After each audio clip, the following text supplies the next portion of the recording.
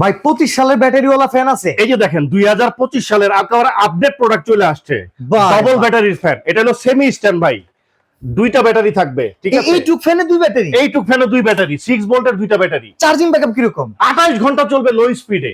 বিশ্বাস হইতেছে না ভাই, কি কম? কি বলেন ভাই, 28 ঘন্টা চলবে লো স্পিডে, ব্যাটারি হলো দুইটা। 2025 সালের একবারে আপডেট মাল চলে আসছে। আবার চাইলে এটারে বড় করতে পারবেন, দেখছেন? এত রোবটের মতো টিপ দিলে বড় হয়ে যায়। রোবটের মতো টিপ দিলেই বড় হবে।